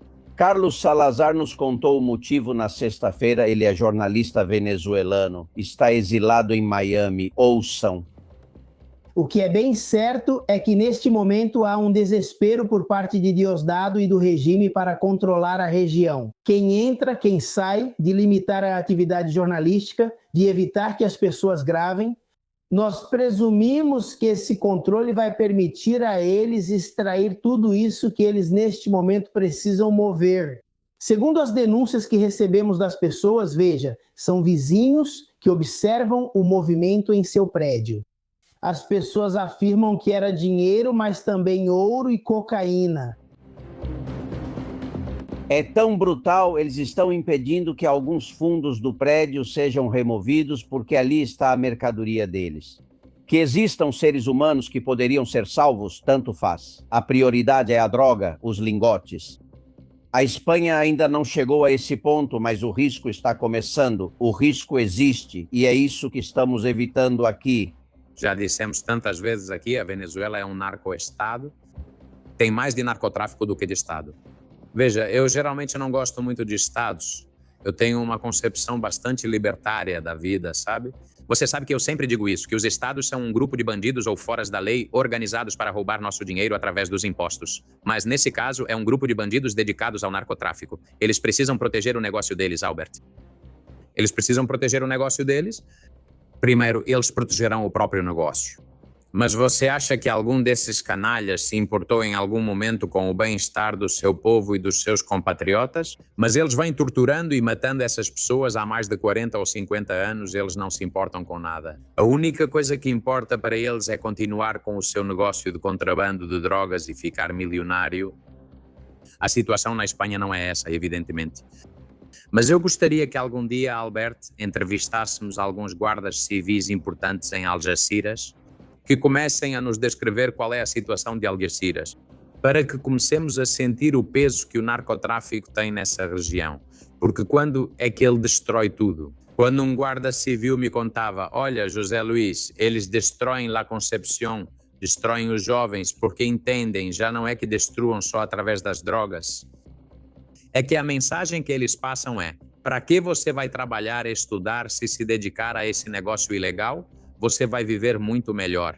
É uma forma de corromper absolutamente todas as instituições de uma nação. E nós, lá embaixo, temos um problema grave. Porque neste momento é a zona de entrada de praticamente toda a droga que entra na Europa. É Algeciras e o Porto. E em Amsterdã, na Holanda. São os dois pontos-chave. David, você que está em um mundo que não é o nosso, que temos uma idade, começando por mim, é facílimo encontrar todo tipo de droga na esquina se você quiser, não é? Bom, eu tenho 47 anos, não sei se aparento essa idade, mas tenho 47 anos também. Sério, sim. Tenho 47 anos, ou seja, também já vivi bastante coisa. 30 de jeito nenhum, parabéns. Tchau, obrigado. Vamos ver, a Espanha por enquanto não é um narcoestado nem faz parte do terceiro mundo, mas estamos caminhando para isso, a passos largos. No momento em que se tolera ou se normaliza a corrupção, que é o que tem acontecido ultimamente, que vemos casos de corrupção todos os dias, e já nos parece normal. No momento em que temos desastres naturais como o de Havana e o do Estado ou do governo, isso desacelera o ambiente envio de ajuda durante 3 ou 4 dias. Por cálculo político, no momento em que são desmantelados os corpos de segurança antidrogas, como o Oconsur na Andaluzia, que estava funcionando tão bem, e ninguém se pergunta por que motivo, no momento em que o presidente do governo não assume nenhum tipo de responsabilidade política ou o ministro dos transportes. Depois do acidente de Alamuz, ele ainda continua no cargo, o que é impressionante. 46 mortos que chegaram até a levar provas do acidente para tentar encobrir que o acidente tinha sido por falta de manutenção. Aqui estamos a caminho da Argentina Por sorte ela se salvou, mas estávamos a caminho da Argentina e daqui a pouco estaríamos a caminho da Venezuela. E bom, daqui, como eu sou hispanista e a todos os nossos irmãos da América, eu os amo como irmãos, daqui mando um forte abraço, especialmente aos venezuelanos que estão passando por momentos tão difíceis e esperamos que com o tempo a administração Trump já tratou de levar Maduro para a cadeia, onde ele deveria estar junto com Zapatero e outros. Quando Delphi fizer o trabalho que Trump está mandando ele fazer, consigam tirar essa gente do governo e coloquem alguém que seja realmente escolhido pelo povo. Olhem, que mensagem eles colocam na comida para os socorristas? Quando eles recebem, porque continuam trabalhando, procurando por alguma pessoa viva, lhes enviam a comida. E na marmita de papelão está escrito de Deus para você. Não perca a fé e tenha um coração. Isso me foi enviado da Venezuela. E da Venezuela eu também tenho, no meio das ruínas, ele perdeu sua casa, tem esposa, filhos, perdeu tudo. Jackson me enviou um vídeo. Jackson trabalhou para uma empresa espanhola em Oviedo. O armador dessa empresa não paga para a empresa, de modo que Jackson não recebe. E é uma rede que quis nos mandar isso. Saudações a toda a equipe de Norvay Castillon. Meu nome é Jackson Domingues, venezuelano do estado de La Guaira. O que vocês veem atrás de mim era minha antiga residência no estado de La Guaira. Graças a Deus consegui sair a tempo, resgatar minha filha e minha esposa. Mas perdi toda a minha casa. Agora estou em situação de rua. Este vídeo é para o Senhor Jesus Rabadi, dono da empresa Marten e Mantenitip Espanha. Eu trabalhei para ele e ele me deve 90% do contrato. Faço um apelo ao Senhor Jesus Rabadi. Por favor, preciso que o Senhor me pague o meu dinheiro.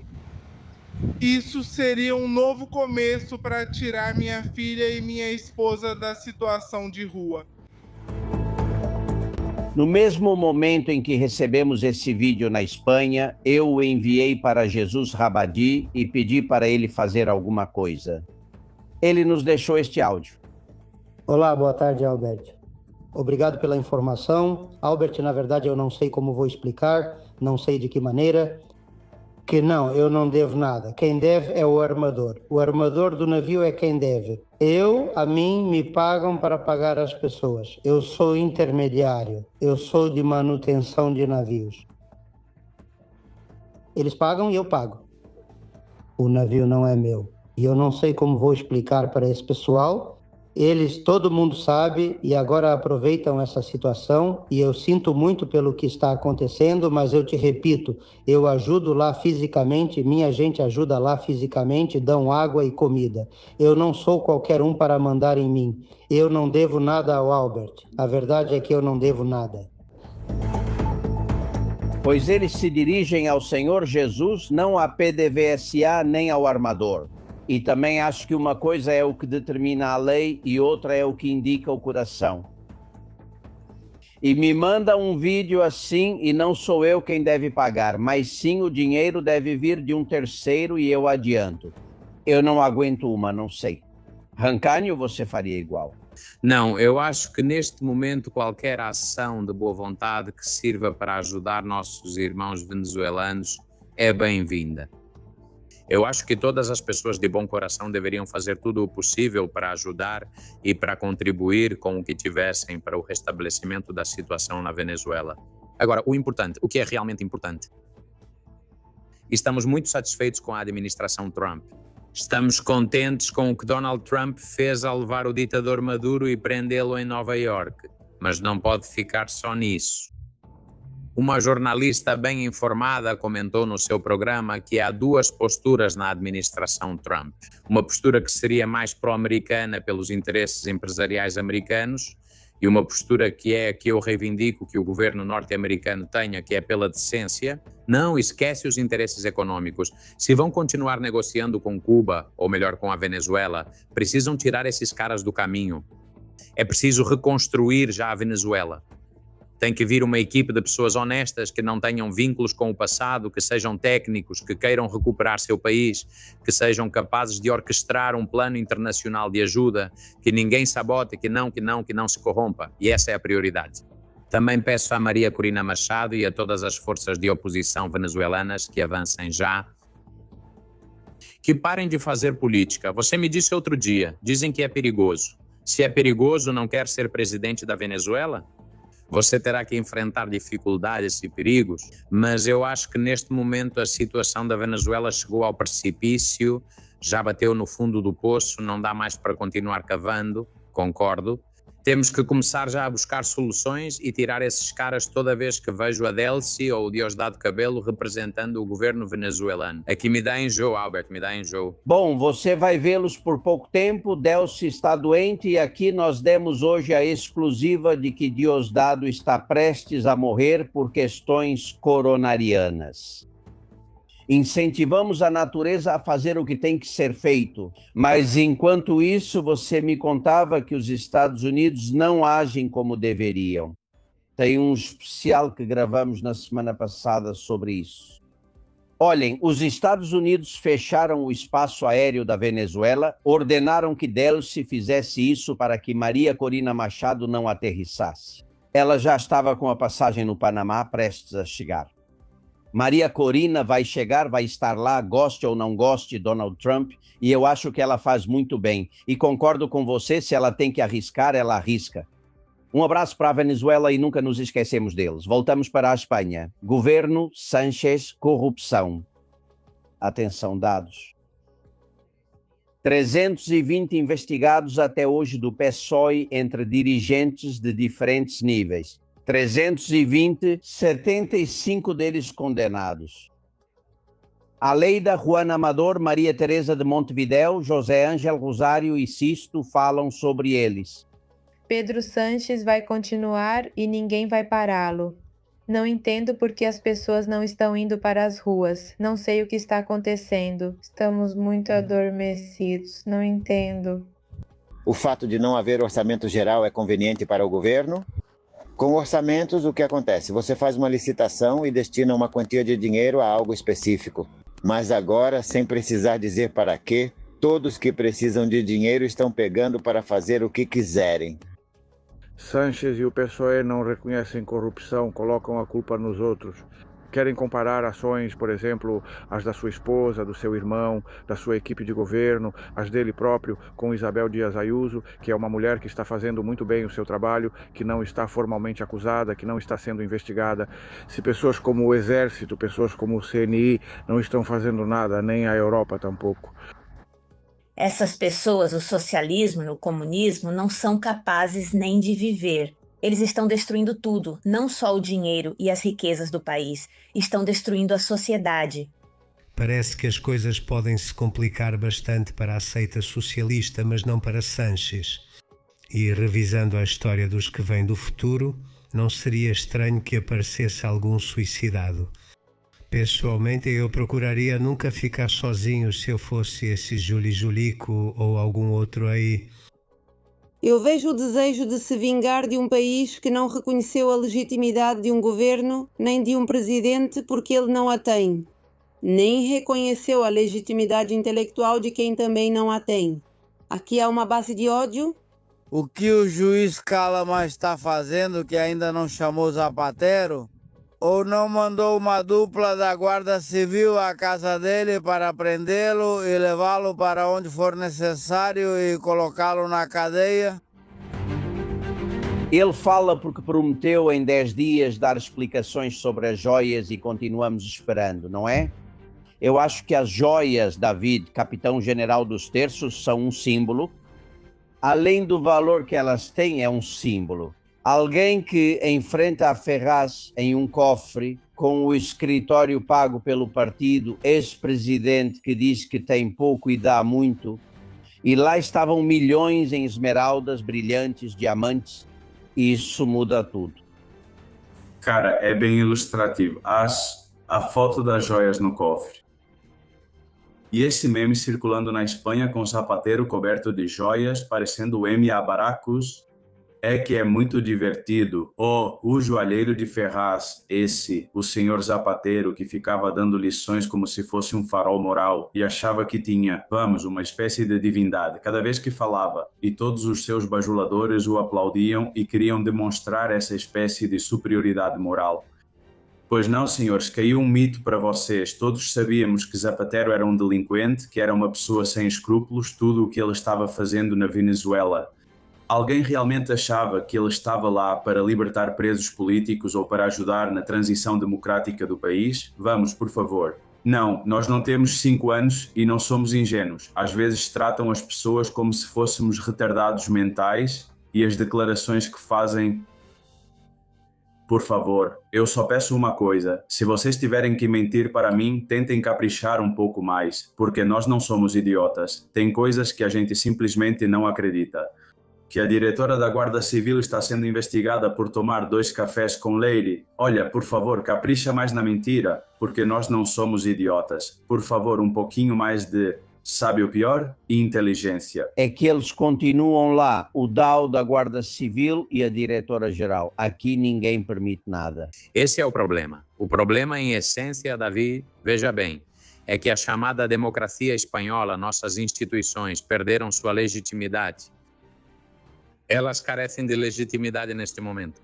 E carecem de legitimidade porque a corrupção é sistêmica. De cima a baixo, íntegra, completa, total, abrange todo o sistema, todas as instituições.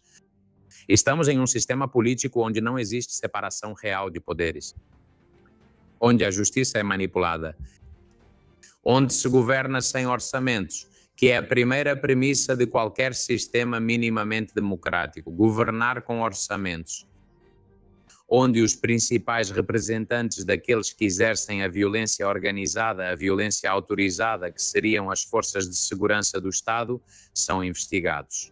A diretora da Guarda Civil é investigada. E não apenas, como você bem disse, Albert, ela renuncia, mas todo o governo defende que uma pessoa investigada permaneça em seu cargo, que tenha a máxima responsabilidade sobre um órgão como a Guarda Civil. Isso que chamam de democracia, isso que a maioria dos estabelecimentos chama de democracia, é uma mentira, Albert. Abre as instituições. As instituições vêm perdendo sua legitimidade desde 78, pouco a pouco. E neste momento estamos em um sistema, não sei como chamar, de autocracia ou de falsa separação de poderes. Ou de não sei, é que realmente não sei bem o que existe. O que tenho claro é que estamos em um regime onde a chave está na corrupção, o motor político. O motor político da Espanha neste momento é a corrupção e é imparável. Imparável. Eu quero imparável. Ouça um confidente chamado Fede. Ele vem explicar o que viveu. Quem é bom e quem não é vai para a política, vejam.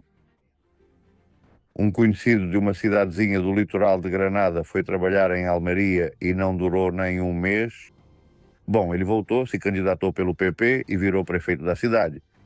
Logo após virar prefeito, entrou para a deputação provincial, um cara sem experiência de trabalho, sem currículo nenhum, sem estudos, e já tira por cima dos 3 a 4 mil euros, juntando uma coisa e outra entre a deputação provincial e a prefeitura. Vocês percebem, não só ele ganha 4 mil euros, não. É que, além disso, ele administra orçamentos vindos dos impostos de todo mundo, talvez no valor de centenas de milhões, né? Você é administrativo. Como é que as pessoas têm a cara de pau de dizer, já que não sirvo para a iniciativa privada, vou virar prefeito? Daí para a deputação provincial. Os partidos com o puxa-saquismo adequado permitem essa ascensão rápida e acabam administrando milhões. E, claro, acabam virando Ábalos, Koldos, Santos, Zerdan, que eram pessoas que faziam o que faziam, né? Eram totalmente incapazes para o setor privado. Ábalos acho que era professor do ensino fundamental, Santos, Zerdan acho que era eletricista, sim, e muitos outros que estão lá encaixados. Não sei exatamente qual é o seu fundo Garcia. Porteiro do prostíbulo. Prostíbulo, sim, de boates, bom, algo assim. Bem, o Pedro Sánchez colonizou boates. A dança era outra lá, né? Nem vou imaginar. Nos balcões.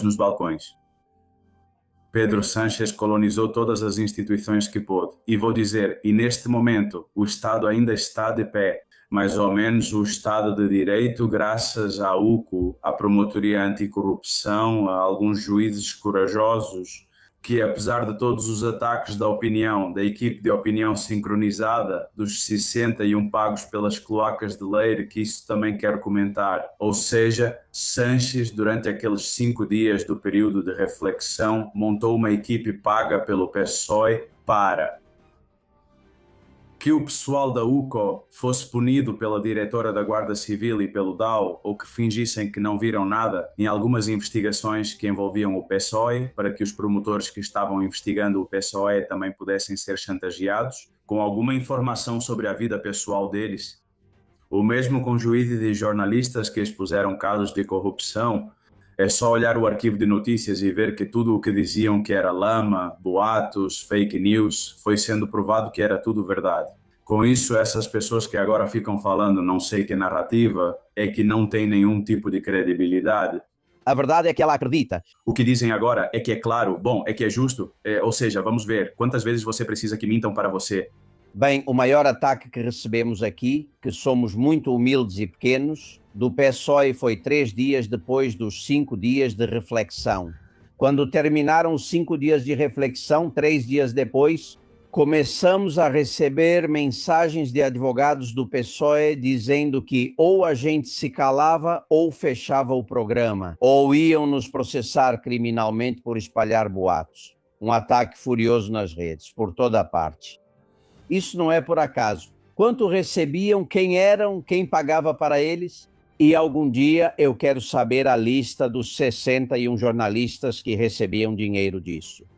Porque vamos, todos nós temos em mente, eu tenho uns 100 mais do que esses 61, mas será que algum deles faria isso de graça? Olha, Davi, é que o Watergate é uma piada em comparação com as sujeiras do Partido Socialista Operário PSOE que foram gerenciadas pela tal Lady.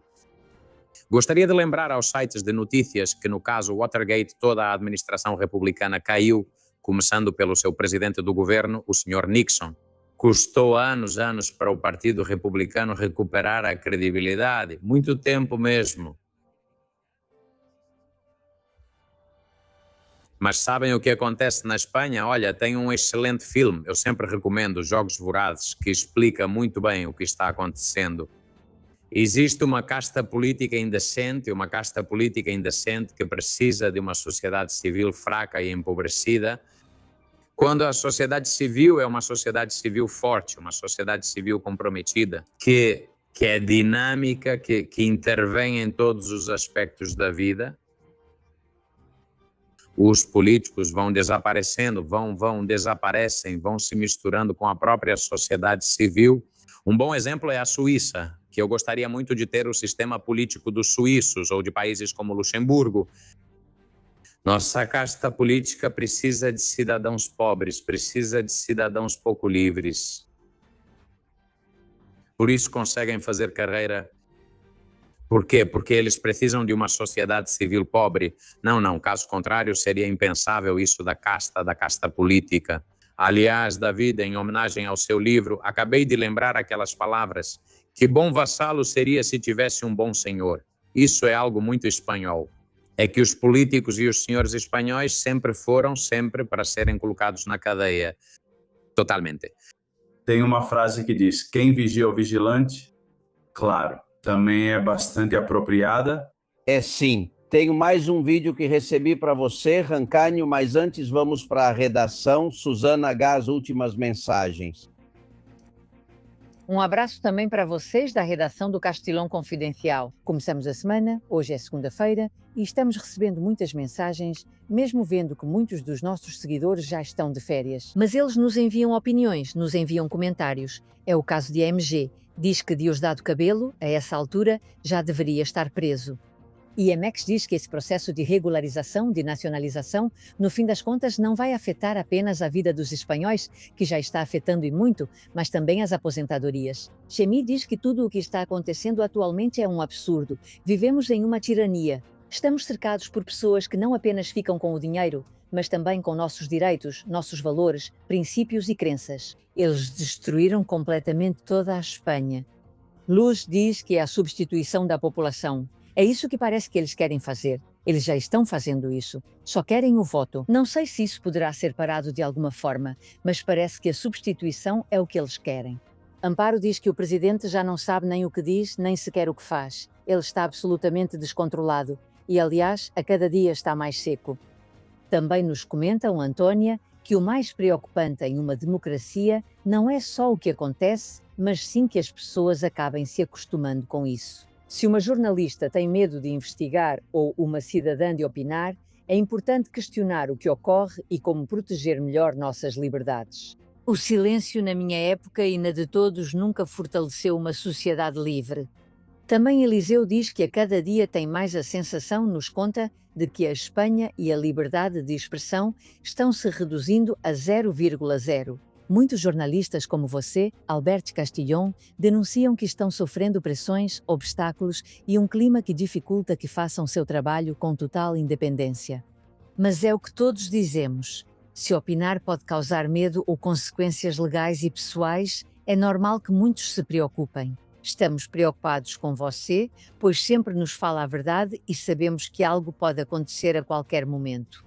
Podemos defendê-lo e devemos continuar com essa luta. Muito obrigada por esse debate livre que você tem e por esse jornalismo absolutamente crítico. E Viola diz que, e aqui já deixo a pergunta para vocês, se o PSOE for investigado de financiamento ilegal como está acontecendo, pode concorrer às eleições? Há muito tempo penso nisso e gostaria que vocês me respondessem. Vamos ficando por aqui, Albert. É importante que vocês, mesmo estando de férias, continuem nos enviando essas mensagens e opiniões de qualquer lugar da Espanha.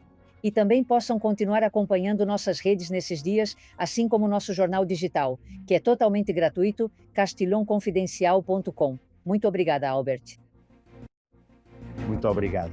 Por favor, é claro que pode concorrer às eleições, que o PSOE esteja sendo investigado por financiamento ilegal, que importa, o PP também já foi e também concorreu às eleições.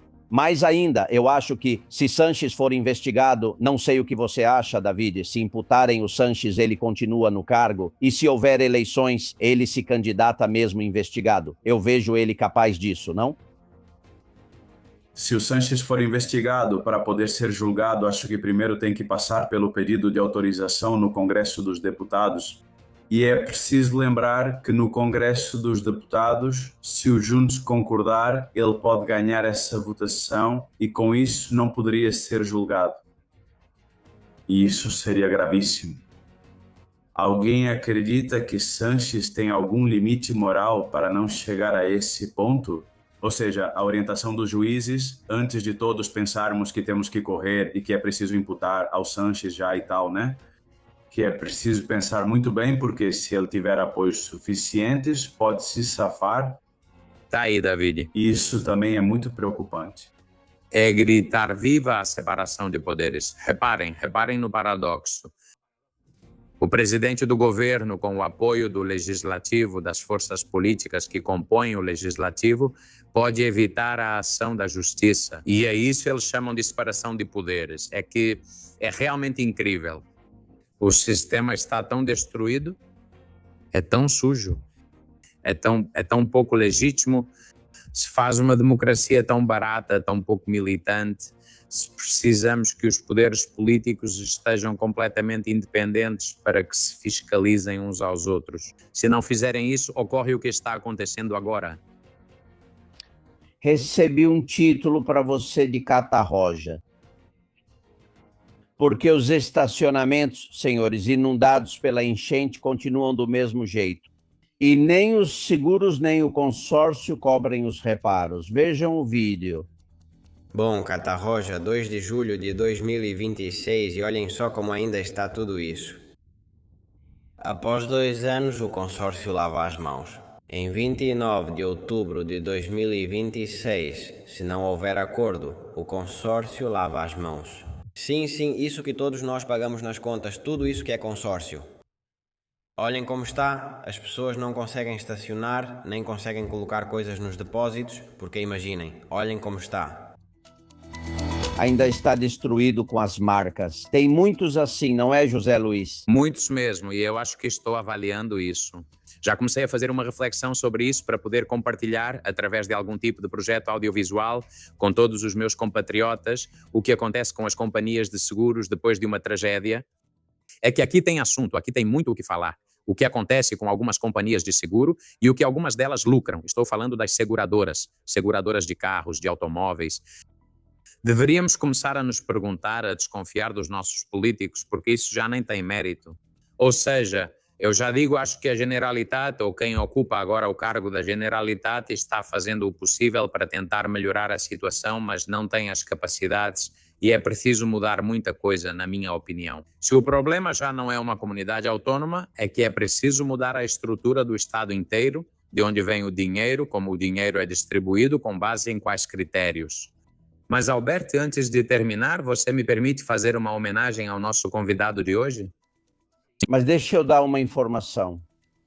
Quem patrocinava, entre outras empresas, o mestrado de Begonha Gomes? Sim. Reales Seguros. Aí não tem, para falar de seguradoras. Mas, claro, porque ela vale muito. Porque ela lo vale. Vamos lá, essa homenagem ao nosso capitão. Queria homenagear hoje o capitão-general dos Teus e lembrá-lo, vou tentar narrar, não sei se vou conseguir com tanto sucesso quanto no próprio filme, mas recomendo aos confidenciais que assistam. É o filme, a última sequência do filme Ela Triste, que vocês sabem que é baseado em um romance de Arturo Pérez Reverte. Os terços espanhóis, especificamente um terço espanhol na Batalha de Rocroi, perderam para os franceses. E como foram ferozes e valentes no combate, o comandante ou o chefe da tropa francesa diz a eles que, por favor, em homenagem ao seu esforço, à sua valentia, ele quer uma paz honrosa e que assinem uma paz honrosa e com honras.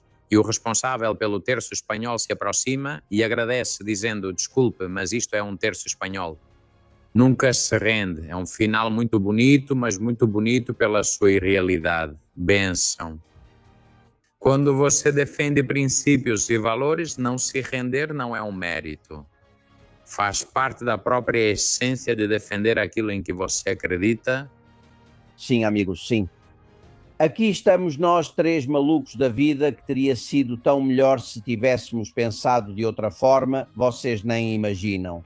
Você agora estaria na UNO o dia todo, David, lá, todo carinhoso com a Santolala, e olha só, nem pode mostrar o rosto por causa do risco à sua segurança. Eu na sexta fazendo filmes, Alberto. Para você, Rancanho, te deram um Goya por engano, porque a bênção dele é não dar um tostão, você sabe. Bom... Albert, eu falo isso muitas vezes para os colegas, que foi o primeiro, mas não vai ser o último. Bom, que não descubram que te deram um Goya, senão ainda vão tirar de você. Abraço para os dois, obrigado e boa semana. Tchau, amigos. Adeus, Albert. Foi um prazer, David. Bom, parece que vamos para Marbella porque lá temos possivelmente o melhor especialista em República Dominicana e PSOE. E temos informações sobre esses apartamentos que teriam sido comprados ou dados de presente para José Bono em 1 minuto. Castillón Confidencial de Albert Castillón. O preço do ouro está em alta histórica. Suas joias sem uso podem ajudar nas finanças, mas como saber aonde ir com confiança? Javier Peno é confidencial e há 36 anos compra joias, diamantes, ouro e relógios de marcas famosas como Cartier dos anos 80, 90 e 2000 e sempre oferece a avaliação mais alta. Ela tem 6 lojas em Cádiz e a matriz fica em Madrid, na Rua Arenal. Número 7 não se confunda, porque o número 7 traz sorte. No primeiro andar, bem ao lado da Puerta del Sol. Eles não fecham ao meio-dia. Ninguém vai te pagar mais. Se quiser falar com Javier, ligue para ele da nossa parte no 90 e 159-30490 e 159-30491. 90 e 159-30491. Pode confiar totalmente.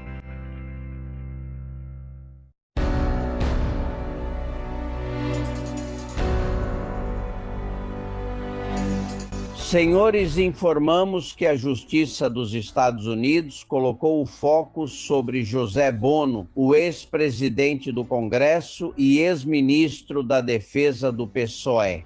Colocou o foco por suposta lavagem de dinheiro e relações comerciais com a narcoditadura venezuelana. Ele está sendo investigado. Enquanto aqui na Espanha passamos décadas fingindo que nada acontece. Pergunta-se como, com os cargos públicos que ocupou, pode ter o patrimônio multimilionário que possui. Foi publicado na imprensa esses dias que Bono comprou 2 apartamentos de luxo. Bem, ele comprou ou ganhou de presente 2 apartamentos de luxo na República Dominicana, cada um com cerca de 200 metros quadrados, um que ele ocupa e outro que é ocupado por seu amigo íntimo. Juan Segovia, as investigações falam de um possível presente em troca de conseguir um investimento para um mega parque solar para uma empresa no valor de 500 milhões. Tudo isso está sendo investigado, segundo nos contam, na República Dominicana, na Espanha e, como eu disse, já em outra fase, que não teria nada a ver com isso, nos Estados Unidos. A CIA, entre outros. E a DEA está por trás dessa investigação e apareceu o nome de quem lhe vendeu esse imóvel nesse edifício que vocês estão vendo. Um edifício de luxo na República Dominicana. O nome é Lawrence Hazzouri. Esse não é um nome qualquer de origem libanesa. A família Hazzouri é possivelmente a família ou uma das famílias mais poderosas da ilha, da República Dominicana, e parentes me contam sobre um sobrinho chamado Abraham Hazzouri. Quem é essa família? Qual é a relação deles com o PSOE? É normal que Bono continue se relacionando com alguém que já tinha adiantado isso para vocês. Ele se relacionou até com Felipe González há muitos anos. Quem tem a resposta publicou em 2 livros Miguel Ângelo Ordóñez. Como você está, amigo? Olá, estou surpreso e ansioso com todas essas informações que você está revelando.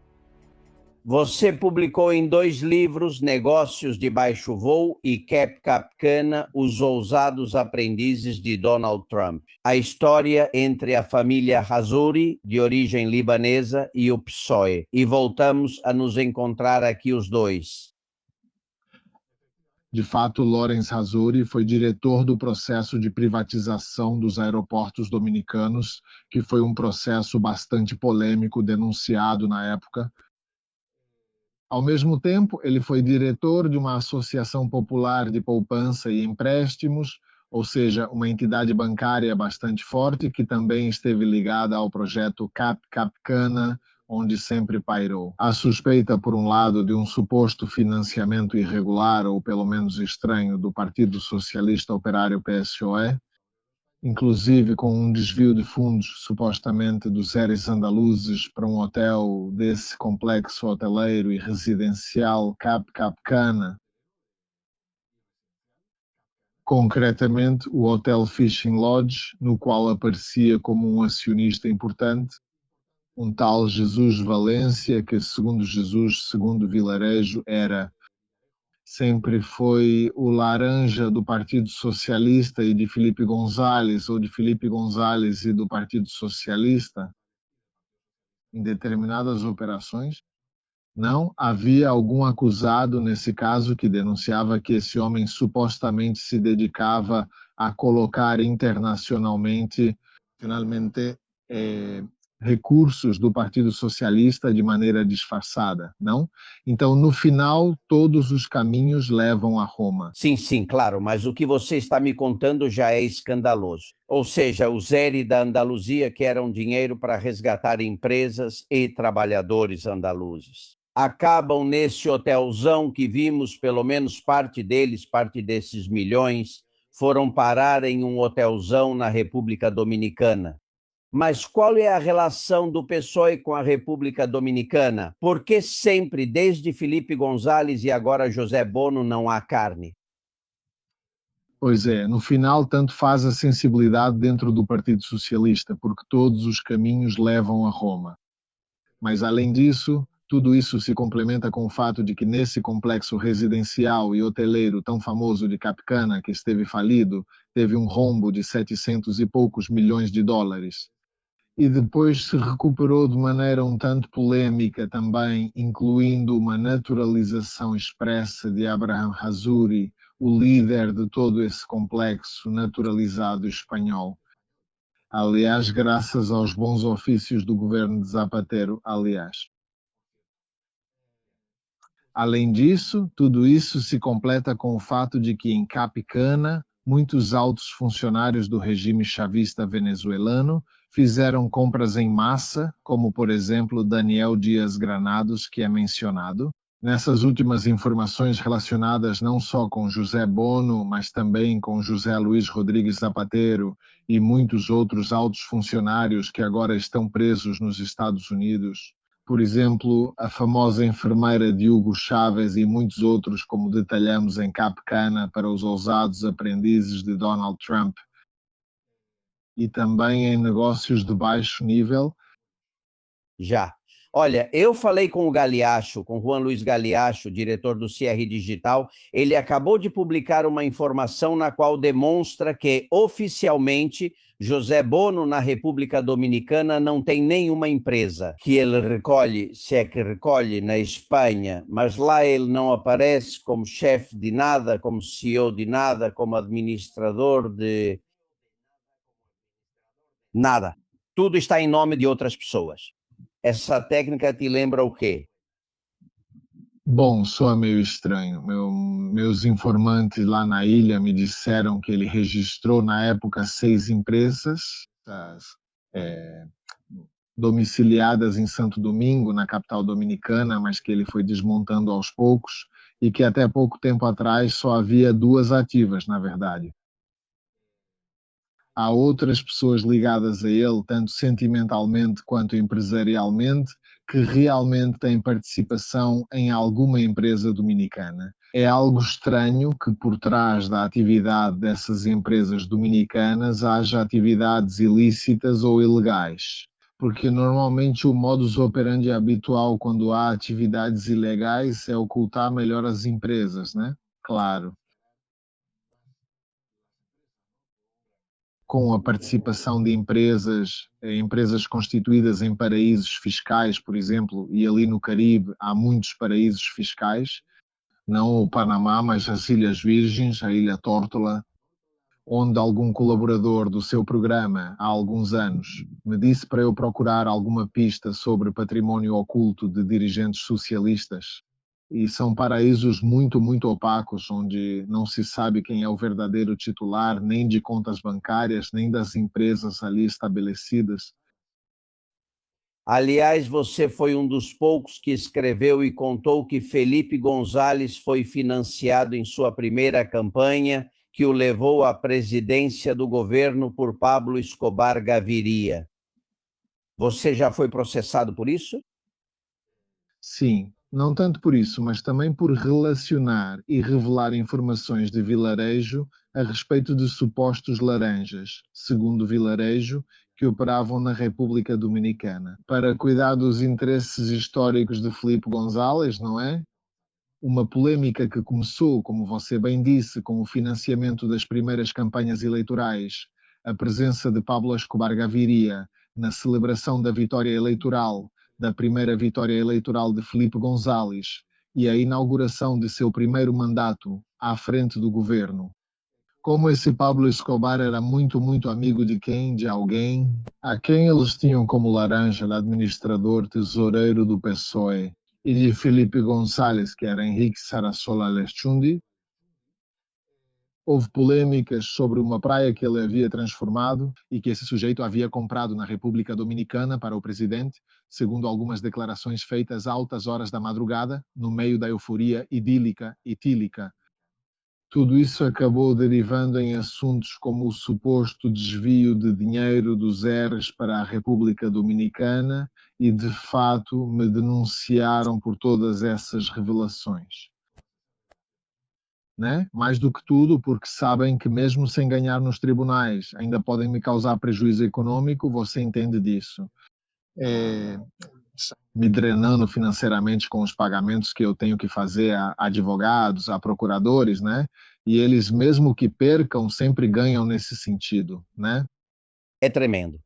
Como são, veja, Felipe Gonzalez supostamente teve quem você mencionou, Sarasola e Barderas como laranjas, Zapatero. Isso sempre, segundo dizem, segundo o Vilarejo, por exemplo, que conhece muito bem Jesus Barderas, e há outras fontes que apontavam isso sobre Henrique Sarasola. Sem dúvida, mas Zapatero está sendo investigado hoje e parece mais do que comprovado que supostamente teve Júlio Martínez como laranja. E eu estou me perguntando quem é o laranja de Sanches. Vamos ver se você descobre antes que a UE diga. Bom, eu acho que vamos acabar sabendo disso mais cedo ou mais tarde. Mais cedo do que tarde. Miguel Ângel, continue escrevendo livros proféticos, porque tudo o que você disse neles está se cumprindo. Um forte abraço, muito obrigado. Um abraço, muito obrigado. Agradeço por termos fontes confidenciais e muito experientes em todos os lugares. Recebemos centenas de mensagens todos os dias, e mesmo que às vezes demoremos para transmiti-las, tentamos fazer isso com todas as que achamos mais interessantes na nossa opinião. Nesses dias se fala muito sobre as joias de Zapatero e o rei Abdullah da Arábia Saudita aparece em uma visita oficial. Que teve com Zapatero há 20 anos, essas imagens estão passando na TV o tempo todo. Bem, Helena, cuja identidade é confidencial, garante que quem aparece na tela não é o rei Abdullah. Eu que conheci uma das esposas do rei Abdullah da Arábia Saudita, em todas as cenas em que aparece um saudita com um lenço na cabeça e tal, o único que de verdade é o rei Abdullah é quando aparece um com um bigode bem preto e uma barba bem preta. Os outros, se você reparar, têm outro tipo de barba, outro tipo de... São gordinhos, são baixinhos, igual ao Abdullah. Mas Abdullah é Abdullah, ele aparece só uma vez e meia ali. O que eu não sei, Helena, é se é porque as TVs confundem ou porque ele tinha dublês. Você que conheceu uma das mulheres de Abdallah, me conta. Um grande beijo, obrigado. Além disso, Mayelin esteve na pista de pouso em Torrejón de Ardoz, o aeroporto militar perto de Madrid. E Sanches estava fazendo o teatrinho com alguns afegãos refugiados. Mayelin afirma que ali viu a verdadeira personalidade de Pedro Sanches. Eu fui voluntária quando os afegãos chegaram no aeroporto de Torrejón de Ardoz. Isso foi montado em menos de 3 dias, feito pela UMI. Eles nos controlavam para podermos entrar. Eu fazia o turno da noite e no sábado, depois de uma semana, foi Pedro Sanches lá para tirar foto. E essas cabaninhas, eu diria, porque sou cubana de origem, tinham até ar-condicionado. E Sanches foi lá para tirar foto. E não há nenhuma diferença entre uma pessoa que venha de outro país, sendo eu imigrante, e os valencianos. Sim, pois nas Canárias eles continuam em latas de alumínio há 5 anos, não têm ar-condicionado. Bem, Anabel, senhores, estou com você. Para mim, Gertrudes, a secretária de Zapatero, outro dia ela esteve na comissão do Senado na semana passada. Eu fico com medo como você. Eu acompanhei por um bom tempo a sessão ao vivo do Senado, interrogando Gertrudes Alcázar, a secretária de ZP. E, na verdade, analisar o olhar dessa pessoa acho que é importante. Bom, isso é para psicólogos ou psiquiatras. Dá medo? Olha, ser secretária do Zapatero deve afetar psicologicamente qualquer um. Mas aí está, deixo isso aí. Eu espero que ela conte tudo quando disserem que ela pode ser condenada à prisão. Que ela deixe de lado a fidelidade e a lealdade a um criminoso como ele, e que pensem, por exemplo, nos presos cubanos que ela não ajudou ou ajudou a incriminar. Bom, tem mais. Janos, obrigado pelas suas palavras de apoio. Sou maravilhosa, vocês trabalham muito. É verdade que você descobre muitas coisas e depois eu vou vendo e digo, olha só. E isso da lei dos netos, só para você saber, faz meses que eu comento só com meu filho. E meu filho sempre arruma uma desculpa e me diz que não, mãe, que isso, que aquilo. E agora, toda vez que aparece na TV, eu digo, o quê? Eu estava certa ou não estava? Viemos do futuro, não é mesmo, querida amiga? Fazemos nosso trabalho, mas é verdade que o que não entendo é que haja tantos que não o fazem, que se curvam à versão oficial das coisas. Obrigado, querida amiga. Bem, e obrigado a Jaime de Dias, que fez uma doação para nós, como faz todo mês. Diz que ainda somos poucos, mas acabaremos triunfando. Margarita de Bataller, por Espanha, obrigado. Miguel Pablo Rego. Luiz Marco, muito obrigado. Luiz José Ignácio de Burbo, muito obrigado. Anabel Fernandes, muito obrigado, que diz, por informar com liberdade. Obrigado a Consuelo Ortiz, a Teresa Nieto e a Isabel de Pau, muito obrigado, porque sem vocês este programa não continuaria.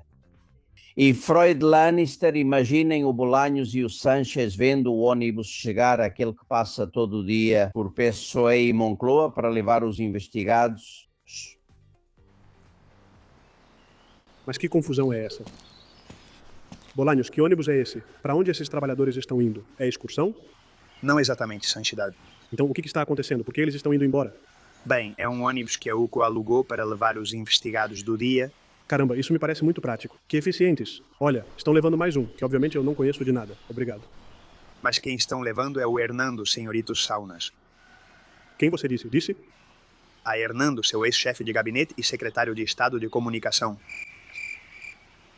O que você está me contando não me soa familiar. Sim, Santidade foi seu porta-voz, companheiro por anos e até inimigo mortal por um tempo. Não, Mortadelo, não conheço. Pedro, estão me prendendo, socorro. Para dentro, vamos? Mas como grita esse cara anônimo? Que absurdo. Esse cara anônimo, não sei quem é. É assim que ele é. Bem, tem um humorista stand-up que se chama Dani Alés. Eu adoro, o Juan me enviou e ele é muito engraçado. Escutem. Caso alguém não saiba o que é, ser socialista é ter pouco. Ser socialista é normalmente ter muito pouco e estar disposto a dar muito. Ser socialista é ter pouco e estar disposto a dar muito. É o que dizem. Depois o que fazem é ter muito e estar dispostos a declarar pouco. Muito pouco. E depois tem os autônomos que tiram muito de você, mas em troca te permitem poder ter pouco. Ou seja, isso já é alguma coisa. Como a própria vida. Bom, e para terminar, quem me mandou isso foi o Luiz e muita gente mais. Isto é uma obra de arte feita com a cabeça dos corruptos. E o corpo de animais selvagens, que são os melhores, reparem sempre em um animal selvagem na frente de um daqueles que aparecem ali. Vejam porque é uma obra de arte. Tem como uma hiena Sanchez. Oscar Puente, o orangotango, o porco, o ministro, o rato Marlasca, Bolanhos, o corvo, o carneiro Pache, Maria Jesus Monteiro, a galinha, Yolanda Dias. O sapo ou lagarto, um gorila Begônia Gomes, um camelo Zapatero, as filhas de uma hiena Sapos, um burro. O irmão de Sanches, um abutre, Irene Montero e Ione Belarra, e um morcego, Pablo Iglesias, e um hipopótamo, Gertrude.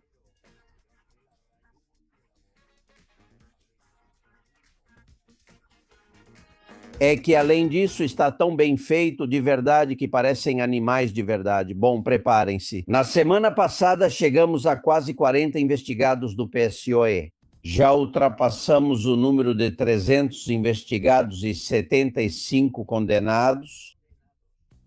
Desde que Sánchez está no poder, ou seja, já superamos os casos dos Eras da Andaluzia, esta semana promete aumentar esse número. É preciso ampliar Soto del Real com um novo espaço. Acreditem em mim. Contaremos tudo aqui. Obrigado. Até amanhã.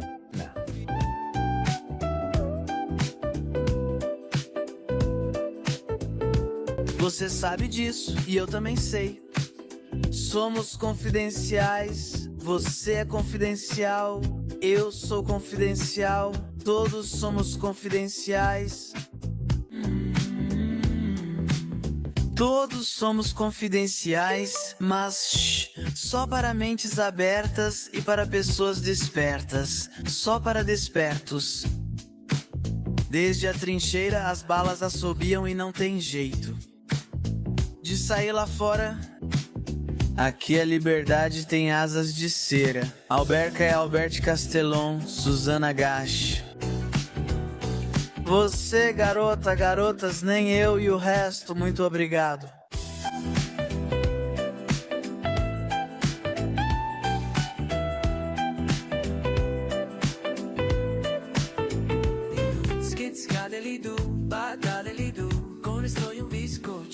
Hasta mañana a las 8. Castillón Confidencial de Albert Castellón